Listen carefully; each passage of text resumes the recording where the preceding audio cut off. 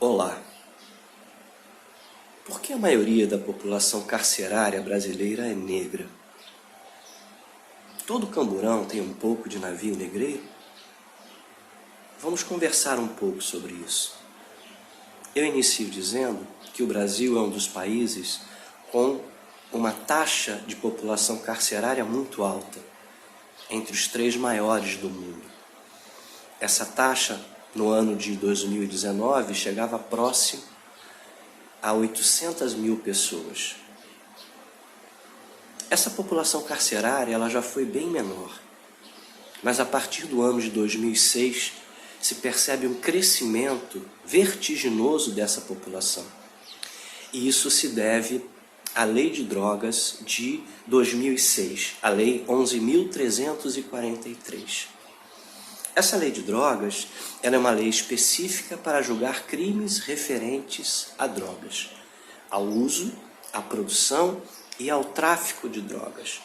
Essa lei tem uma série de artigos, mas para a nossa conversa de hoje eu vou me ater aos artigos 28 e ao artigo 33.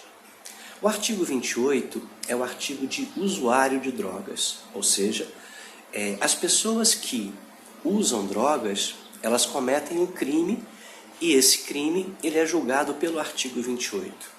É um artigo em que a pena em sendo condenado não inclui a prisão. Ele não ficará preso cumprindo pena. No artigo 33, no entanto, que é considerado o artigo de tráfico de drogas, é considerado um crime semelhante ao crime hediondo, ou seja, um crime gravíssimo, e pressupõe que ele pague pelo menos parte da sua pena em regime fechado. Muito bem. Como se define um usuário de drogas do artigo 28 para um traficante do artigo 33? Isso é muito subjetivo. Por quê? Porque a lei não prevê quantidade de drogas. Ela não coloca uma quantidade mínima ou máxima para se ser usuário ou traficante. Ou seja, a subjetividade da história daquela pessoa contará para ver se ela é usuária ou se ela é traficante. Isso cria uma possibilidade de que um histórico brasileiro de desigualdades sociais, econômicas e raciais, de gênero, étnicos, sejam colocadas nessas discussões, na subjetividade do julgamento do cidadão ou da cidadã. O que nós percebemos é que, na ponta, ou seja, no sistema penitenciário, a resultante desse processo é que entre 63% e 70% da população carcerária brasileira é negra. Ora, o que acontece? Será que Lombroso tinha razão? Será que realmente existem tipos biológicos dados ao crime? Será que a raça negra é uma raça dada ao crime? Bom, cientificamente isso está descartado. Não existe hoje nenhuma teoria que sustente a teoria lombrosiana de que um tipo biológico, um ser humano, até porque não temos raça, todos pertencemos à subespécie Homo sapiens sapiens, então não há nenhum elemento do mundo científico, das ciências biológicas, que comprovem que um determinado tipo, ou um fenótipo, uma cor de pele, um tipo de cabelo, lábios, ou algo nesse sentido, caracterize um elemento criminoso. Muito bem.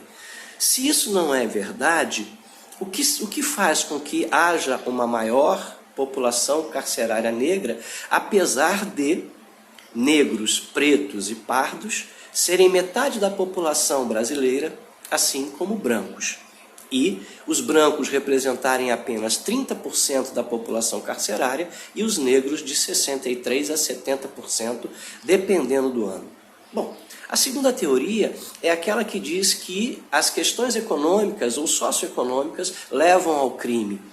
Realmente, questões socioeconômicas têm que ser levadas em conta quando observamos um crime. Mas gostaria de dizer que também do ponto de vista científico, a maioria da população periférica e a maioria da população negra é uma população honesta. Não há como fazer uma relação direta entre pobreza e crime. Esses elementos eles têm que pesar, mas eles não são elementos que definem.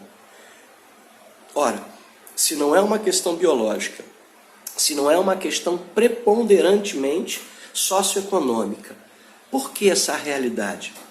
Ora, se vocês forem fazer uma pesquisa para procurar feijões estragados num saco de feijão preto de um lado e de um saco de feijão branco do outro, e apenas procurarem no saco de feijão preto, a conclusão da pesquisa será de que a maioria dos feijões estragados estão no saco de feijão preto. Mário, o que isso tem a ver com a nossa conversa? Tudo. Porque o que ocorre no Brasil, primeiro, é que a abordagem policial ela é feita predominantemente em áreas periféricas. Ora, se você procura o crime apenas em área periférica, você encontrará o crime e construirá um conjunto estatístico que leva a crer que a periferia é mais criminosa do que as áreas nobres. Mas essas áreas nobres não recebem o mesmo número de visitas, não recebem o mesmo conjunto de atenções das forças policiais como as áreas periféricas. Sendo a periferia majoritariamente negra no Brasil, esse jovem negro é levado diante do delegado, que tem a liberdade de tipificar o crime do jovem que possui drogas como usuário ou como criminoso. Tipificado como criminoso ou usuário ou traficante, ele é levado para o juiz sendo traficante, já que o crime de uso não pressupõe a prisão, ele responderá em liberdade. Esse jovem diante do juiz será avaliado se esse crime é um crime de uso ou tráfico novamente. Em sendo uso, ele é liberado, em sendo tráfico, ele permanece preso. O que nós observamos é que a lei, ela facilita leituras subjetivas, leituras preconceituosas, leituras racistas, que acabam se desdobrando nos números que eu acabei de apresentar. Se o jovem ele não tem condições econômicas ou sociais, se ele não tem como comprovar que aquela droga é para uso dele, ele é tipificado como traficante e vai responder pelo artigo 33. Artigo esse que não é apenas um artigo que diz venda de drogas. Esse artigo possui 40 verbos que tipificam o traficante. E a maioria dos jovens, principalmente os periféricos, não sabem disso. E muitas vezes eles são enquadrados no tráfico de drogas sem ter sequer conhecimento que aquilo que eles estão fazendo, como por exemplo, dar drogas a um amigo, caracteriza tráfico de drogas. Ainda assim, se caracterizado por tráfico de drogas, os meninos não negros, não periféricos, têm mais chances de terem uma pena menor como traficantes. É o parágrafo 4º, chamado de tráfico privilegiado, onde os antecedentes criminais, onde ser réu primário, contam para que esse jovem tenha uma redução da sua pena. Ora, esses antecedentes criminais pressupõem estudar, trabalhar. Numa sociedade em que o desemprego, para a grande maioria pobre, é de milhões, onde as condições da educação são condições mínimas, muitos desses jovens estão afastados da escola e afastados do mundo do trabalho. Mas isso não caracteriza que eles sejam traficantes.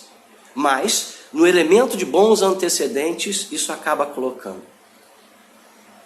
Indo para o gênero, se essa jovem for mulher e negra, sobe de 25% o percentual de crimes cometidos por homens para de 60% a 70% cometido pelas mulheres.